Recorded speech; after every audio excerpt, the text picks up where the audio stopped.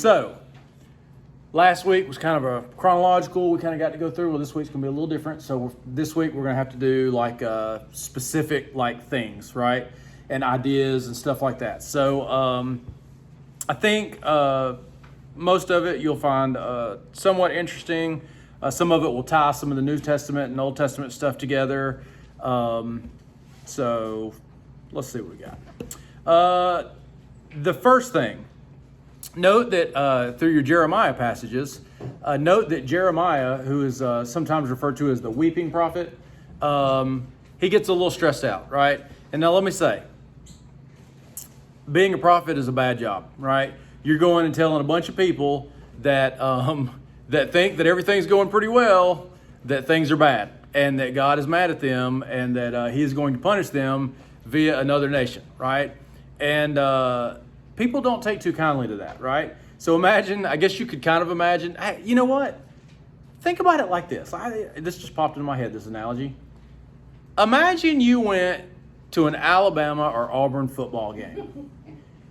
On that sideline, right, there with the crowd, and then all of a sudden you stood up right after the game started and started yelling out, they're going to lose this game, right? They are surely going to lose this game. There's no chance they're going to win this game, right? Now, just right there, you're liable to get things thrown at you and potentially beaten up in the stands, okay? That's just a football game, right? If you go out and start yelling at people that the United States is about to fall and Russia's going to take over, which, we don't think that's going to happen, of course, but, or whatever, people aren't going to take kindly to that. Well, again, and it is obviously a different context, but, it's the same type of thing, right? And you can think on a small scale, people get mad. Certainly on a large scale, people are going to get mad. And if you have a king who, gets angry about what you have to say, you also have to deal with that. So it would be like if you did that at the Alabama game and you were a college student and then all of a sudden the college was mad at you, the professors were mad at you, then suddenly the president was mad at you of the United States, the IRS came after you, the Secret Service was paying you a visit, like it would be like everybody's mad, right? Like nobody, your family's mad, like that's the way it would be to be a prophet, right? Everybody's mad at you. Things aren't happy. So let's look at Jeremiah 20:11 through 18. It says, "But the Lord is with me as a dread warrior. Therefore my persecutors will stumble. My persecutors will stumble.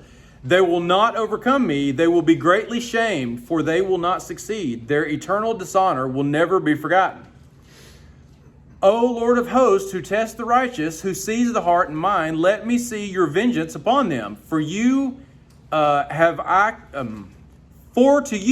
I committed my cause.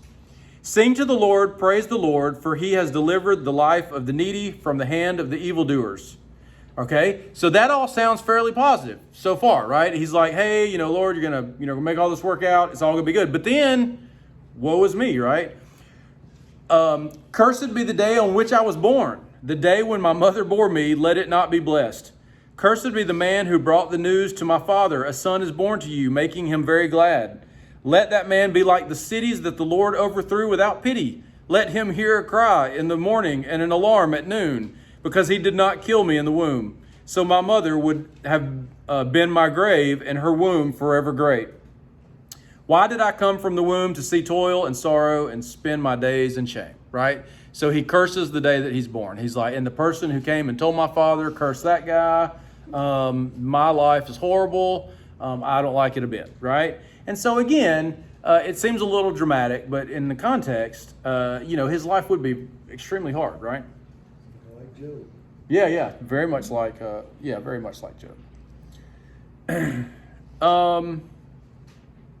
Okay, let's talk about it. It talks about the valley of Ben Hinnom, and so we're going to talk about that because what we're going to find is the valley of the son of Hinnom, which is what that means, is what is eventually going to be the poster child, if you will, for what the New Testament authors will refer to as Gehenna, which is hell, okay? And so we're going to go through and we're going to kind of follow the logic from the Old Testament through to the intertestamental period, which is the time between the Old Testament and the New Testament, and then to the New Testament, right? And kind of see what's going on with that. All right, so Jeremiah 19, 1 through 6.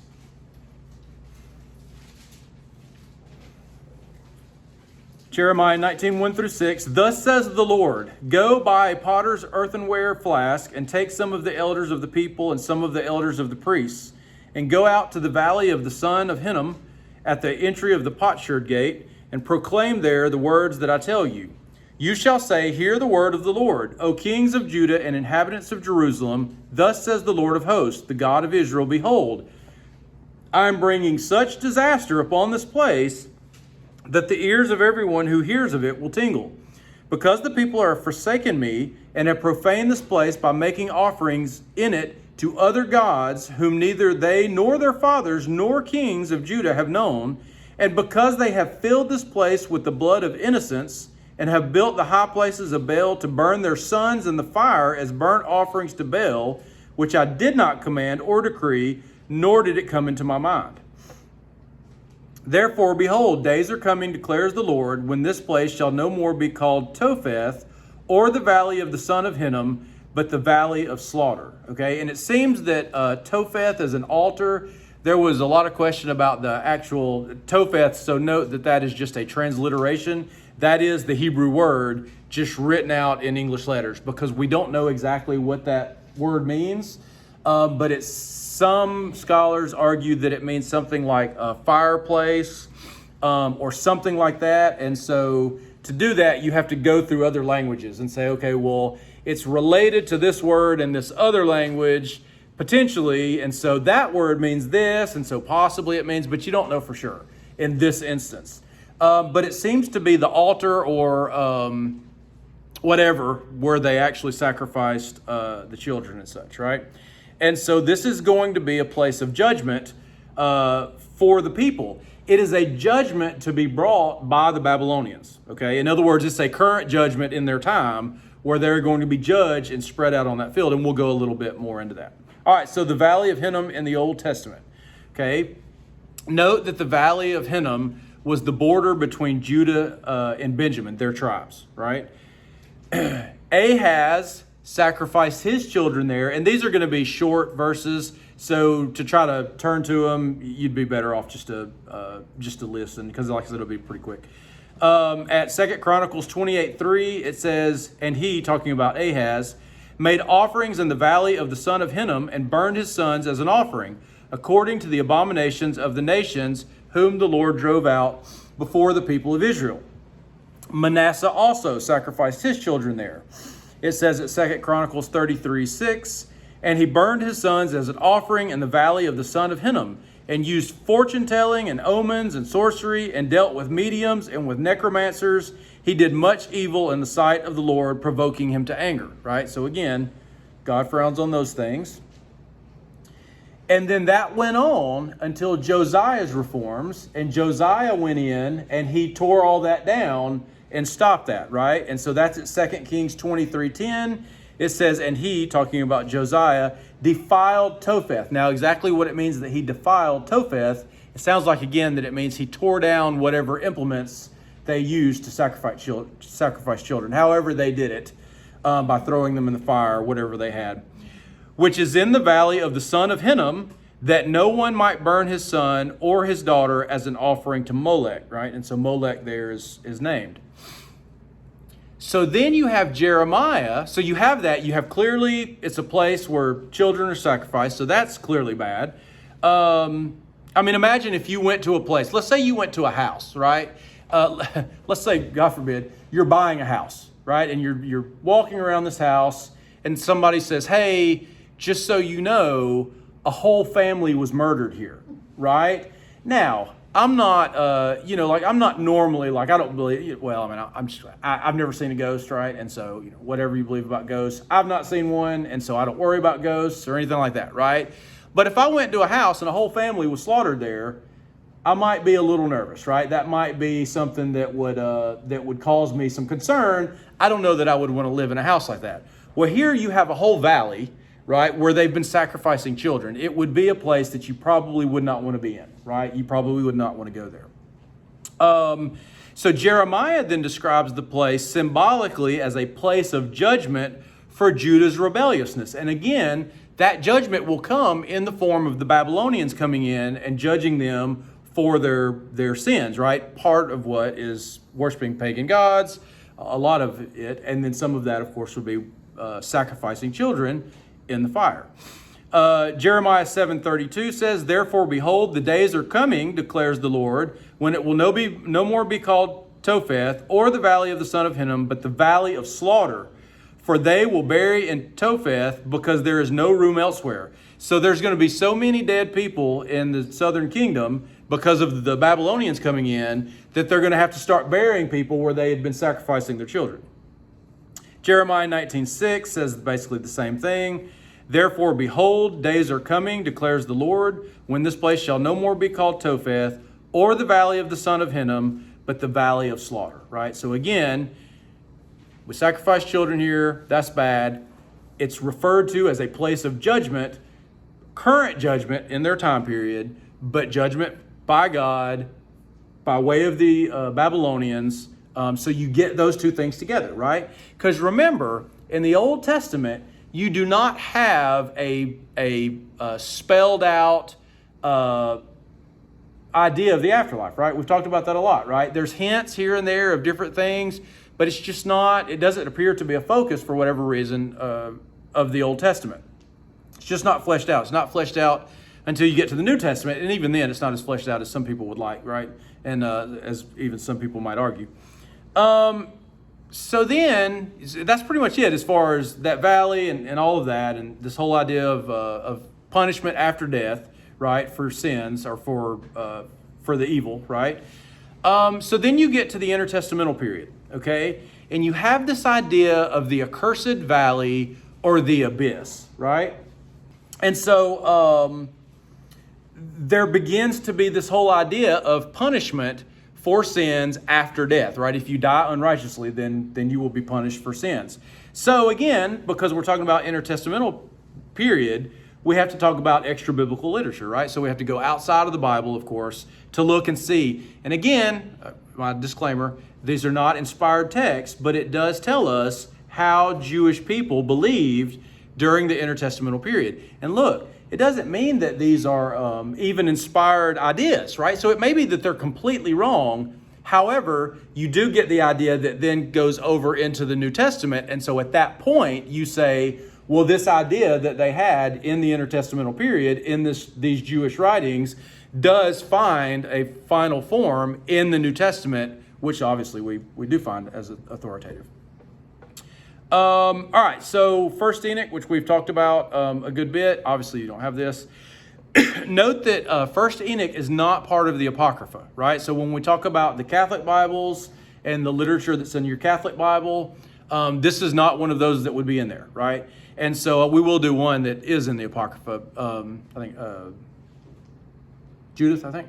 And so, so First Enoch is from about 200 BC, right? And it describes Enoch, right? And he goes up into the divine world. He sees the fallen angels. He sees all these things. Technically, First Enoch is really several books put together, but its final form, it has that story as part of it, right?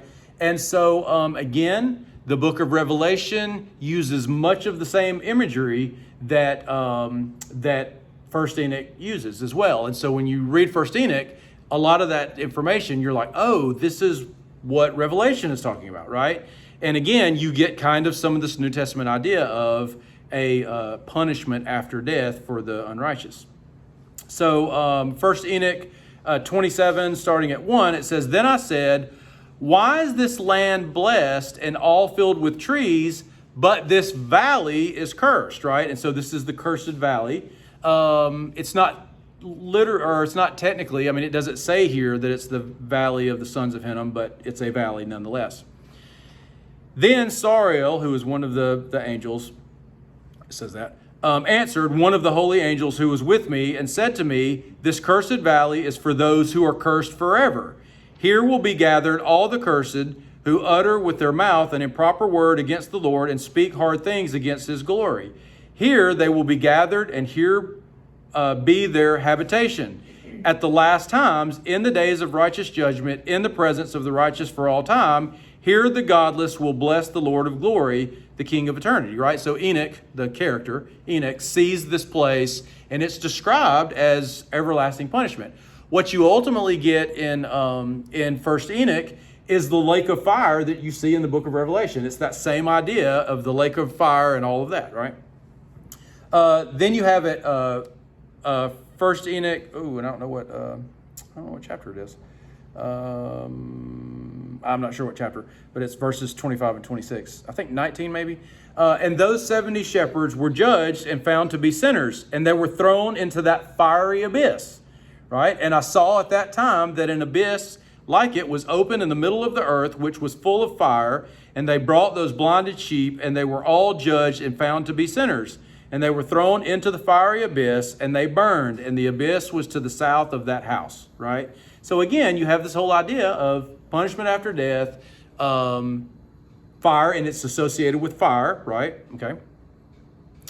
Judith, which is in the Apocrypha, 16:7 says, "Woe to the nations that rise up against my people. The Lord Almighty will take vengeance on them in their day of judgment. Fire and worms he will give to their flesh. They shall weep in pain forever." Okay?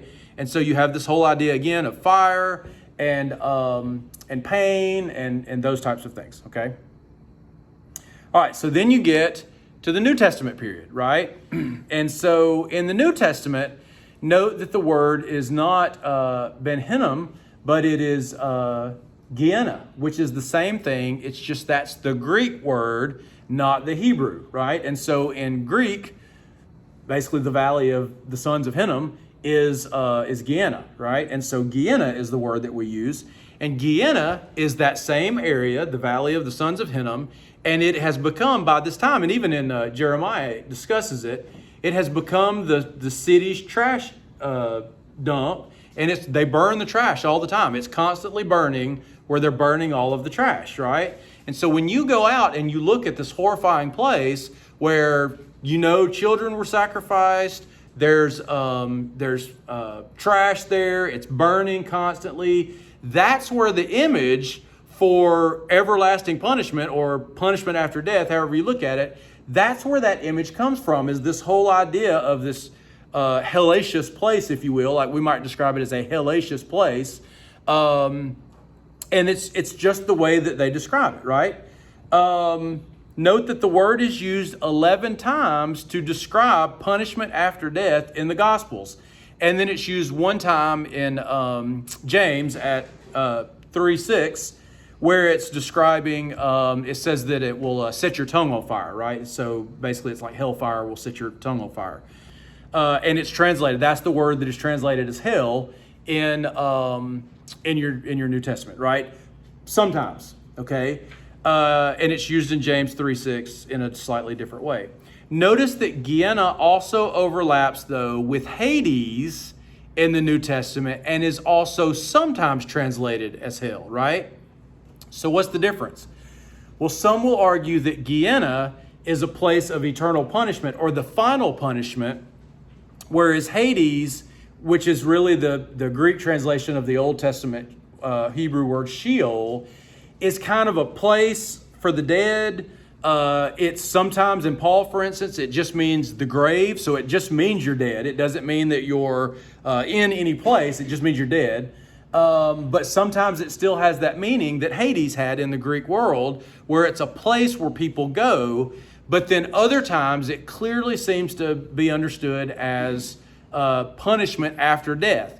Whereas the Greek idea of Hades is not necessarily punishment. It's really not a good place. It's really not a bad place. It's just a place that you go when you're dead, right? And so it seems to have some of that, but then there are clearly times where it means some sort of punishment after death. And so that's where translators will look and they'll go through and they'll say, okay, what are we talking about here? Are we talking about a place of punishment after death? Are we just talking about the grave? Or are we talking about some other, like the idea of in the Greek world of Hades, right? And so that's just one of those things that translators have to do when they translate it into English. So that determines whether they do it as hell, or they'll do it as the grave, or they'll do it as Hades, which tells you that it means that Greek idea of Hades, that place where the dead go, the abode of the dead, if you will, right? Would that be where they came up with Purgatory?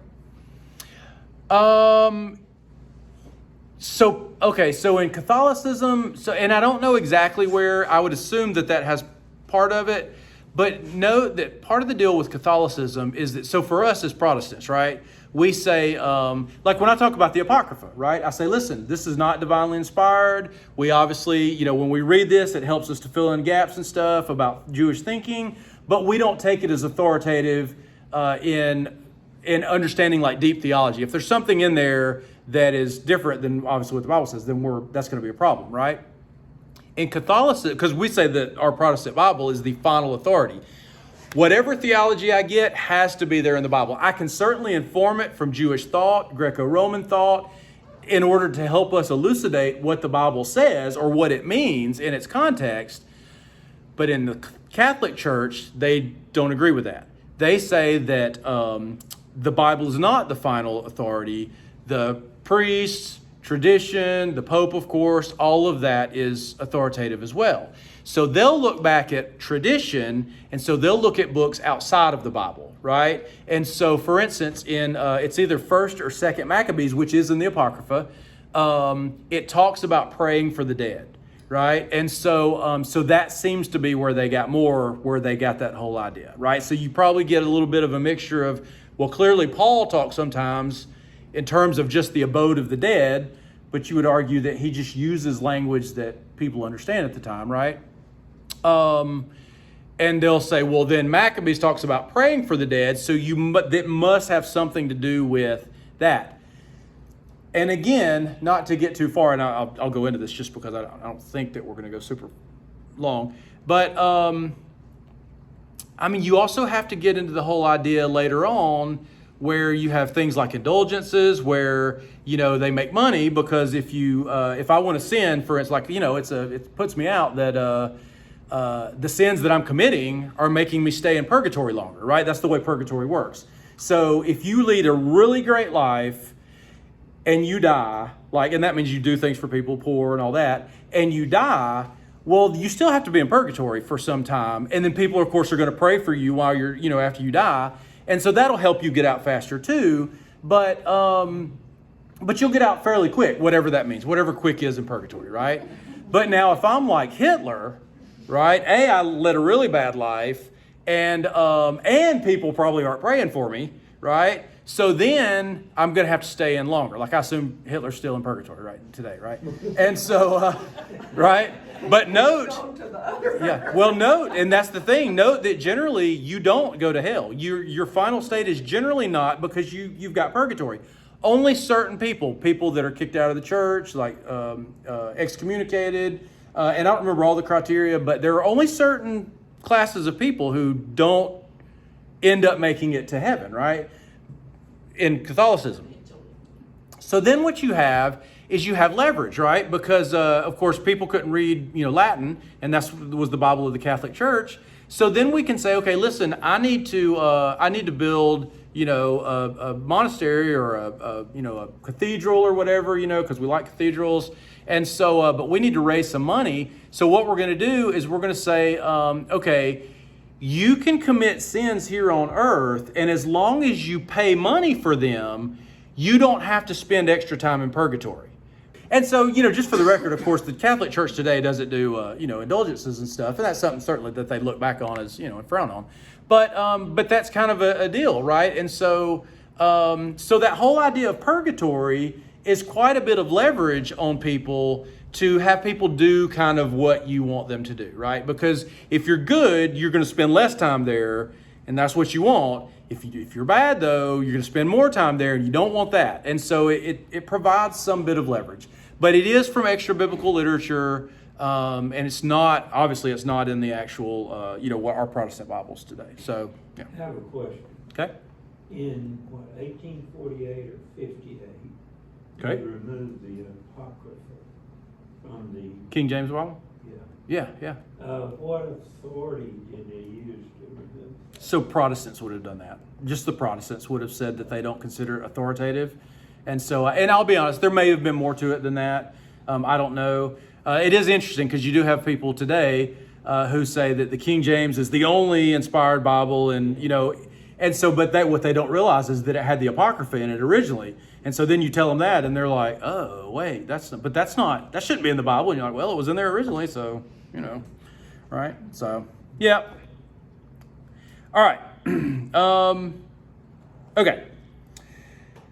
So to conclude that section, okay, so in the Old Testament, you have the Valley of Hinnom associated with child sacrifice and then earthly punishment from God by the sword, Babylon, in that case of Judah.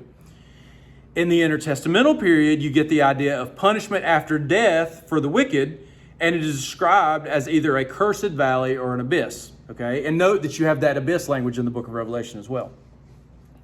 In the New Testament, you get the idea of punishment after death for the wicked.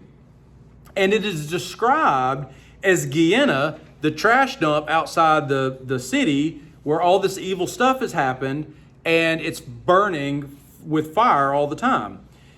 It was already associated with God's judgment, even though it was an earthly judgment, right? Because remember, we talk about judgments that God sends like nations, but then there's also final judgment, which is when Jesus returns, like by the New Testament, you get when Jesus returns and makes everything right, then you have that final judgment. So you basically have the two things put together. And again, do we know exactly what hell's going to be like? Like, is it literally going to be fire burning you, torturing you all the time? Well, we don't know that for sure, but that's the way they describe it. Now, clearly we know it's a bad place and you don't want to be there, and you know that God's not there, so that's not good, right? So that would be separation from God is what you don't want. But they're describing it as the worst possible place they could think of. This place where child sacrifice happened. They did believe there were evil spirits there, and the trash burns all the time. That's the way it's described, right? And so, because that's what they knew to describe it. They thought of the worst possible thing they could think of and described it as that, right? So, boom. There's your idea of hell. All right, Jeremiah and warning against putting too much faith in the temple, right? So Jeremiah 7, 3 through 7, and you can turn there if you'd like. It says, "Thus says the Lord of hosts, the God of Israel, amend your ways and your deeds, and I will let you dwell in this place." This is again Jeremiah 7, 3 through 7. "Do not trust in these deceptive words. This is the temple of the Lord, the temple of the Lord, the temple of the Lord. For if you truly amend your ways and your deeds, if you truly execute justice one with another, if you do not oppress the sojourner, the fatherless, or the widow, or shed innocent blood in this place, and if you do not go after other gods to your own harm, then I will let you dwell in this place, in the land that I gave of old to your fathers forever." So note what it's saying there, again, Jeremiah 7, 3 through 7.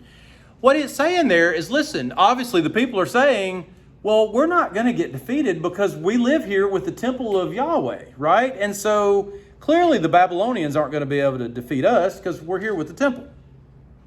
Note again that the thought in the ancient world was that gods were more powerful in their own land. And so the ancient Israelites here in Judah would have been like, well, it's the place where God's temple resides.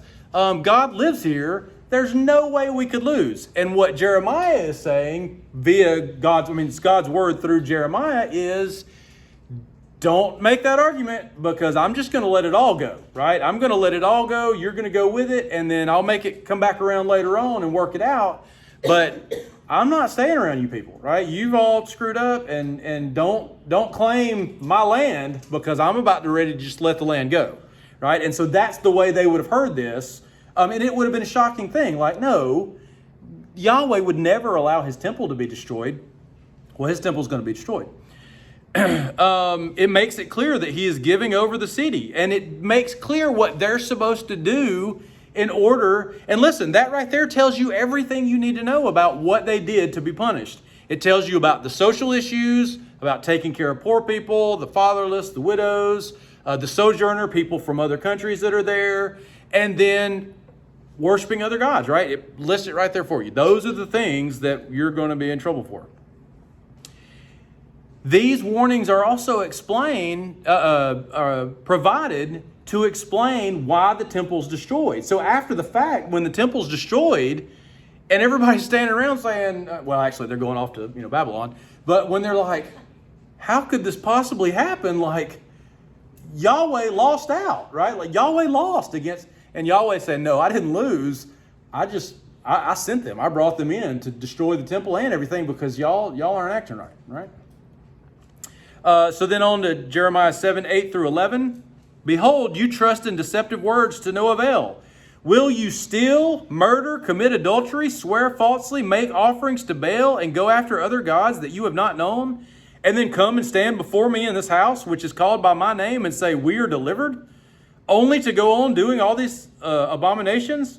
Has this house, which is called by my name, become a den of robbers in your eyes? That might sound familiar. Behold, I myself have seen it, declares the Lord, right?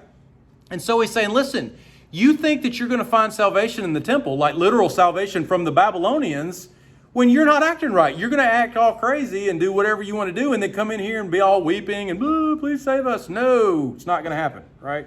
Not going to happen. Note that this verse is alluding to what was supposed to be happening if Israel were acting as a light to the nations.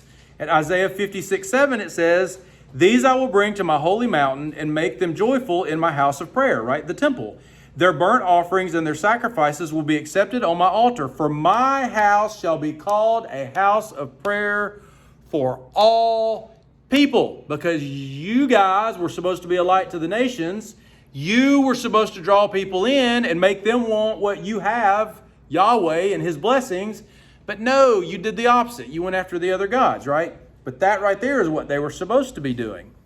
And so note, they did not bring the Gentiles in as they were supposed to.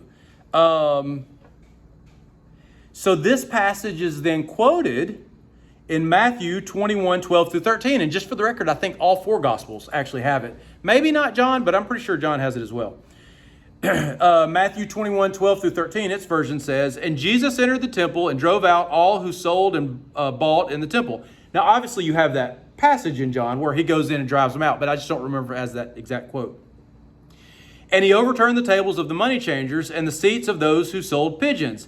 He said to them, it is written, my house shall be called a house of prayer, but you make it a den of robbers. So he's referring back to that passage.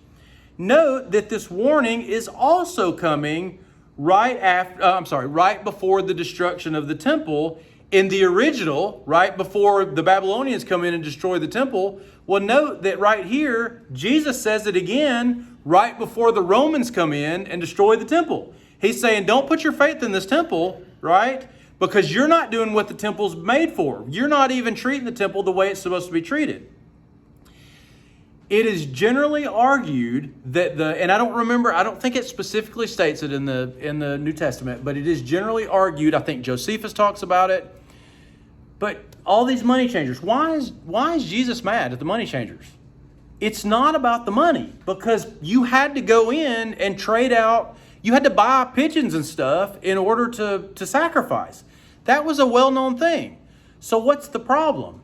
It would seem that they put all the money changers and stuff in the court of the Gentiles, where the Gentiles were supposed to be able to worship at the temple, because they couldn't go in to the further areas.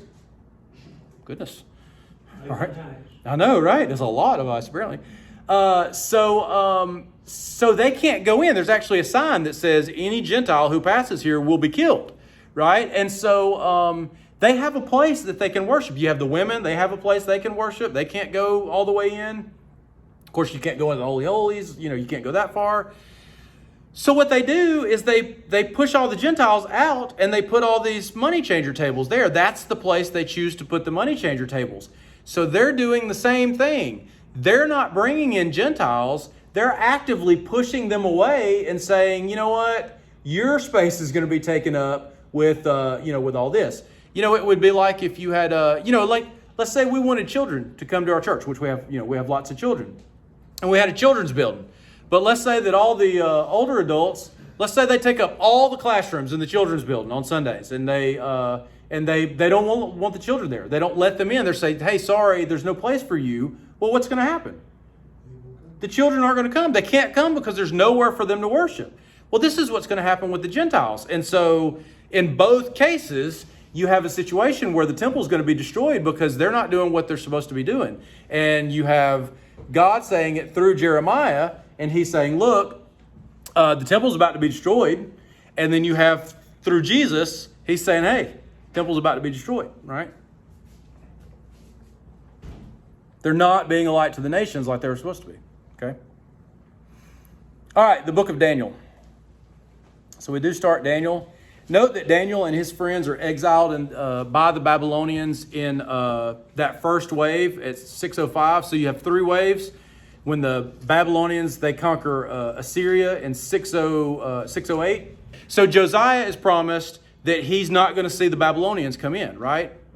And so he dies at 610. And then you have the Babylonians come in at 605. That's when they take it out. I think they start and they take Assyria 608. They come into Jerusalem in 605.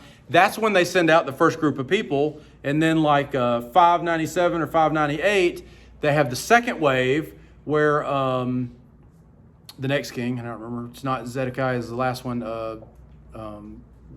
Jehoiachin or Jehoiakim, whichever one.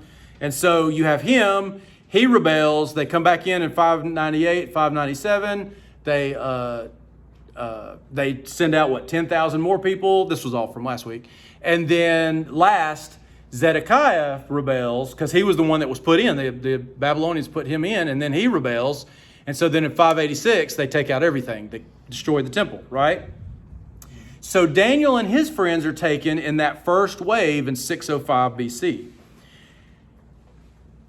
Note that during the exile, the Israelites believed one of 2 things, or both.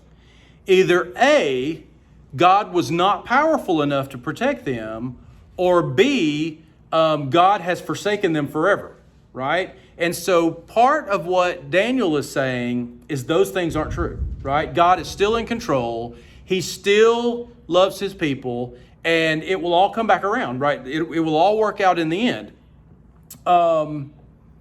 Again, remember that the Israelites would have believed that Yahweh was more powerful on their soil. And when Israel was destroyed or Judah was destroyed, they would have thought, well, again, either God is not very powerful or not as powerful as the Babylonian gods, or God has just finished with us and the Israelites will never come back. And Daniel says no to both of those. So the point of the book of Daniel are 2 of the major points. In 1 through 6, it shows how one can live faithful to Yahweh in exile under a foreign empire, right? So look, again, remember, Daniel works for Babylon, right? He's a good employee, actually, right? But he stays faithful in those ways that we get. And so that's the thing, is he stays faithful even under the empire. At 7 through 12, the point is that Yahweh is still in control, even though it seems like the empire is winning. And if you did my Revelation Bible study, that's the exact same thing that the book of Revelation says. It says, listen, even though it seems like the empire is winning, God is still in control, and he is still going to make all of this work out in the end, right? That's a major deal. And that's because it's apocalyptic. That last section, 7 through 12, is apocalyptic literature. And that's one of the hallmarks of apocalyptic literature. Daniel is the earliest apocalyptic literature that you have in your Bible. All right. Note that the text states, interestingly, at Daniel 1:21, and Daniel was there until the first year of King Cyrus. Now that's Cyrus the Great, the king of Persia, who comes in. So he is Daniel is there from 605 BC when the Babylonians come in, all the way to about 539 when the Persians come in. And it seems like he works for both empires, right? He goes and he's working for Babylon, the Persians come in, and he's like, okay, well now I'm working for you. And yeah, he was an old guy. You assume he's pretty young at the beginning, but yeah. All right, Daniel, Shadrach, Meshach, and Abednego taken for indoctrination. Okay, so they're going to be taken and indoctrinated. So at Daniel 1:3-5, it says, then the king commanded Ashpenaz, his chief eunuch, to bring some of the people of Israel, both of the royal family and of the nobility, youths without blemish, of good appearance, and skillful in all wisdom, endowed with knowledge, understanding, learning, and competent to stand in the king's palace, and to teach them the literature and language of the Chaldeans, which basically, there's some differences in Chaldeans versus Babylonians, but by this time, basically the Chaldeans are the Babylonians, okay? Chaldeans are associated with magic and things like that, but basically by the time you get to Daniel, it's all kind of run together to where the Babylonians and Chaldeans are referred to in the same kind of thing. The king assigned them a daily portion of the food that the king ate and of the wine that he drank. They were to be educated for 3 years, and at the end of that time, they were to stand before the king. Note that this does not mean that they literally ate with the king every night, okay? That's not the point. They're getting the best food and stuff. It is to indoctrinate them, right? So you want to treat them well. When it talks about how educated and all of that, it basically just means that they're the upper classes of Jewish society. And so we want them to come in either A, because we want them to be,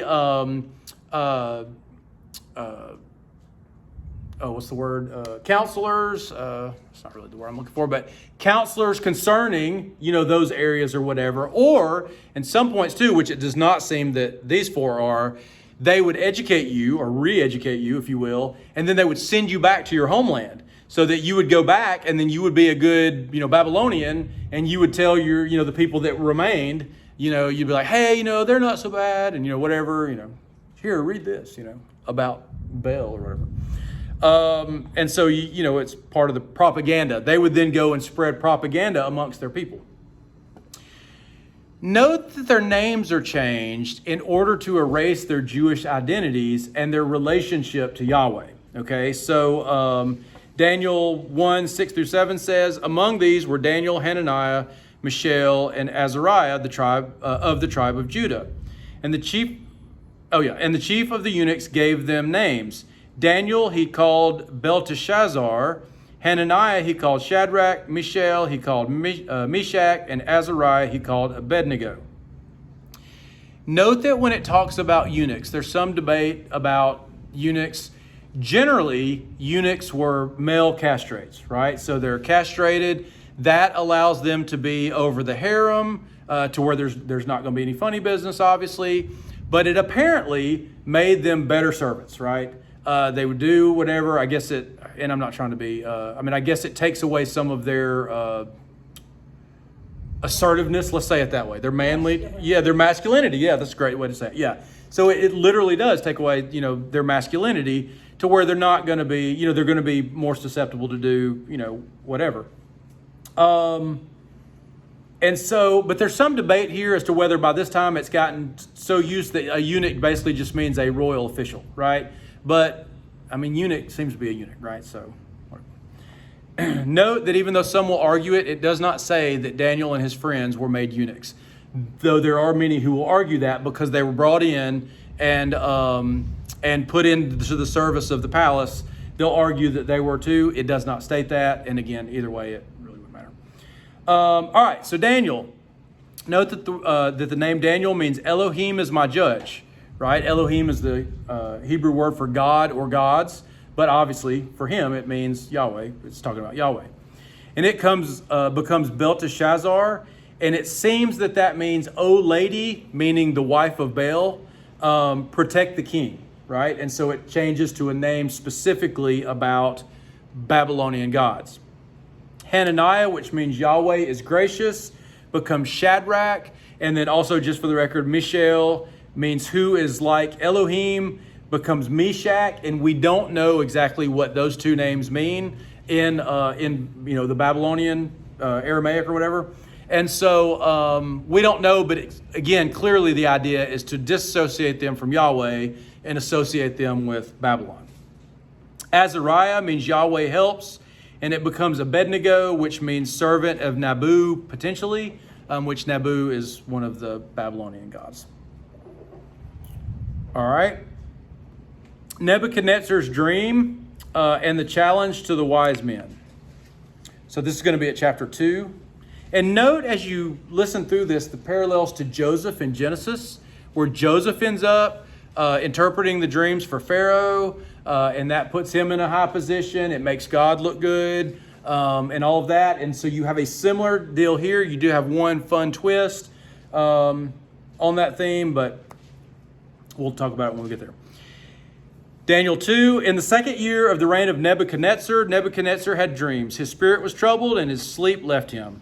Then the king commanded that the magicians, the enchanters, the sorcerers, and the Chaldeans be summoned to tell the king his dreams. So they came in and stood before the king. Notice it says they were summoned to tell the king his dreams. Now that could mean that they were there to tell him what they mean, right? But then it does get more specific, right? And the king said to them, I had a dream, and my spirit is troubled to know the dream, right? Then the Chaldeans said to the king in Aramaic, which is the language of court, O king, live forever. Tell your servants the dream, and we will show the interpretation, right? So that seems easy enough. And listen, this would be a thing, right? You have dream books. If you dream about this type of stuff, then it means this, whatever. They're like specific things that they believed. If you dream about these things, they mean these things. So that's what they want to know. They want the interpretive key so they can say, oh, you dreamed about this. Oh, that means that, right? The king answered and said to the Chaldeans, the word for me is firm. If you do not make known to me the dream and its interpretation, you shall be torn limb from limb, and your houses shall be laid in ruins. Okay, so I'm going to kill you and your families, right? So that's not good. But if you show the dream and its interpretation, you shall receive from me gifts and rewards and great honor. Therefore, show me the dream and its interpretation. They answered a second time and said, let the king tell his servants the dream, and we will show its interpretation. The king answered and said, I know with certainty that you are trying to gain time, because you see that the word from me is firm.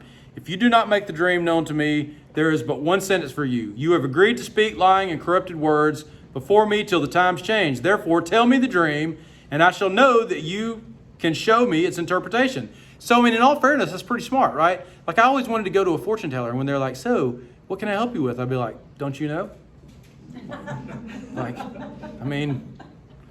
Can't you tell the future? Didn't you see me coming in? Right? The Chaldeans answered the king and said, there is not a man on earth who can meet the king's demand. And they are correct. All right? For no great and powerful king has asked such a thing of any magician or enchanter or Chaldean. The thing that the king asked is difficult, and no one can show it to the king except the gods. They are correct, right? Whose dwelling is not with flesh. Correct, even though there's not multiple gods. So they are correct, and note that Daniel will make that clear later on. And Nebuchadnezzar is having none of it, right? He says at 12 and 13, because of the king, it says, because of this, the king was angry and very furious and commanded that all the wise men of Babylon be destroyed. He's like, they're all liars and cheats. We're going to kill them all. Start over. So the decree went out, and the wise men were about to be killed. And they sought Daniel and his companions to kill them. We're just going to talk through that. Note that this is an opportunity to find favor for Daniel and his friends, as well as Yahweh himself, when we interpret the dream and all of that. At 2:26 through 28, it says, the king declared to Daniel, whose name was Belteshazzar, are you able to make known to me the dream that I have seen and its interpretation? Daniel answered the king and said, no wise men, enchanters, magicians, or astrologers can show to the king the mystery that the king has asked. But there is a God in heaven who reveals mysteries, and he has made known to King Nebuchadnezzar what will be in the latter days. Your dream and the visions of your head as you lay in bed are these. So then he interprets the first part of the dream, which is fairly standard, right? It's not really complicated. And then you get to the four kingdoms that are there in Daniel 2, right? So he interprets the dream favorably for Nebuchadnezzar's reign, and then goes on to say after that, because Babylon is the first kingdom, and he goes on and says at 2:39 through 45, another kingdom inferior to you shall arise after you, and yet a third kingdom of bronze, which shall rule over all the earth, and there shall be a fourth kingdom, strong as iron, because iron breaks to pieces and shatters all things, and like iron that crushes, it shall break and crush all these. And as you saw the feet and toes, partly of potter's clay and partly of iron, it shall be a divided kingdom. But some of the firmness of iron shall be in it, just as you saw iron mixed with the soft clay. And as the toes of the feet were partly iron and partly clay, so the kingdom shall be partly strong and partly brittle. So he's just describing these kingdoms, right? As you saw the iron mixed with soft clay, so they will mix with one another in marriage, right? So there's a hint what we could be talking about. But they will not hold together, just as iron does not mix with clay. And in the days of those kings, the God of heaven will set up a kingdom that shall never be destroyed, nor shall the kingdom be left to another people. It shall break in pieces all of these kingdoms and bring them to an end, and it shall stand forever. Just as you saw that a stone was cut from a mountain by no human hand, and that it broke into pieces the iron, the bronze, the clay, the silver, and the gold, a great God has made known to the king what shall be after this. The dream is certain, and its interpretation sure. So we read all that stuff, and the only thing we want to know is what kingdoms? What does that mean? Like, what are these kingdoms, right? Because that's where our minds go. All right, there are two schools of thought, and then there's a third interpretation, right? This is probably a little more appropriate. So the first school of thought is that these four kingdoms are Babylon, of course, Media, Persia, and Greece. Greece being the last one, okay? The one before the everlasting kingdom. And this is the order known throughout literature of the day, right? That's a list.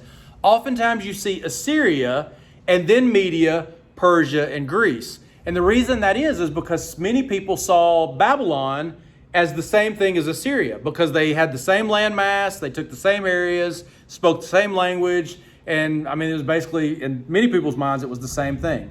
It's also the latest empire named in the book of Daniel, which is Greece. It talks about Greece, particularly in chapter 10, where he says, I'm going, the prince of Persia is coming, and then I'm going to fight after that, the prince of Greece. And so that seems to be the last one that at least is named, which is still future from this time period.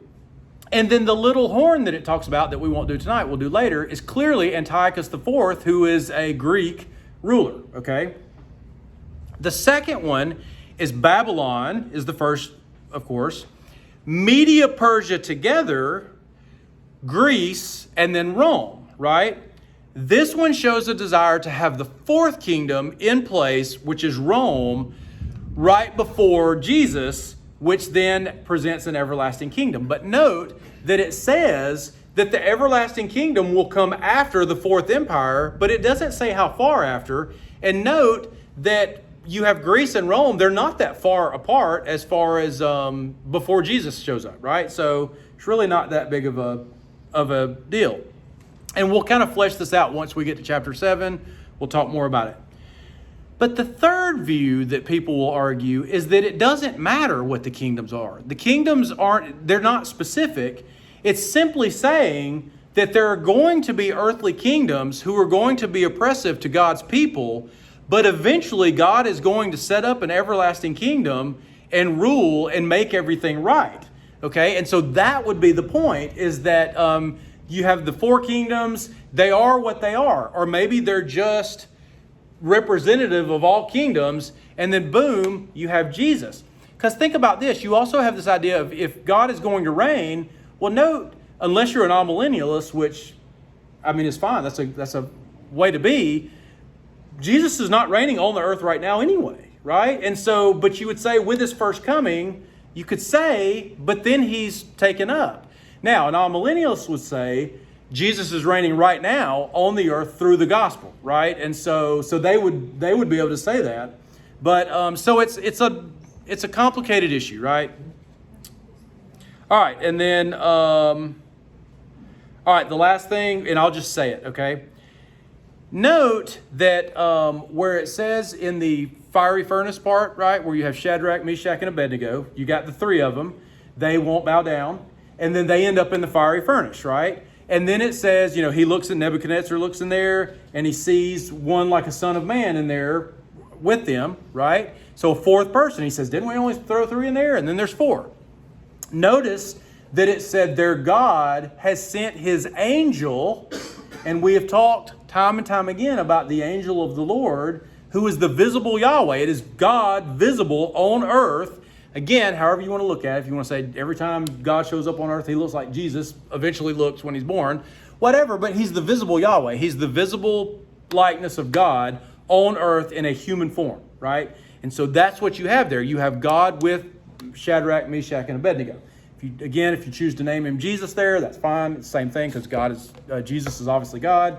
Either way, but that's the point. And note that it's that angel of the Lord that we've seen throughout the Old Testament, right? So there he is again, but in this case, he's there with Shadrach, Meshach, and Abednego, and he's protecting them from the fiery furnace.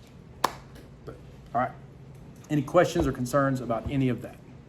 I know that was a lot, and we went from thing to thing to thing, but listen, I'm fighting multiple texts every week to try to figure out which things do you need to know most of all that you might not be able to get on your own. And so that's just the nature of this time that we have. Sometimes it's complicated. Yeah. Do you have any books that you would recommend about this subject of the development of the idea of hell from the Old Testament to the New Testament? Yeah. So if you get a good Bible dictionary, and I don't mean like a Bible dictionary that has like a little short definitions I mean like a scholarly dictionary, and you can generally get like Baker, I think it's maybe the Baker Encyclopedia of the Bible. You can do something like that. Now, my preference is actually, they have what's called the IVP Black dictionaries. And so they have one for each section of the Bible. So there's 4 for the Old Testament and there's 4 volumes for the New Testament. And you can buy them individually.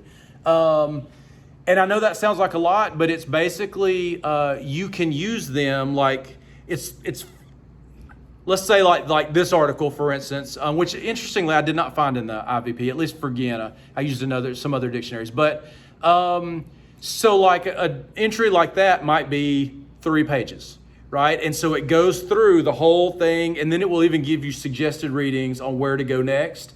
And it doesn't get horribly, particularly those IVP dictionaries, they don't get super like in depth with like language and stuff, though they'll discuss it if they have to, right? If it's important. For instance, like the difference between, the valley of the sons of Hinnom and Gehenna, right? And so I like those a lot.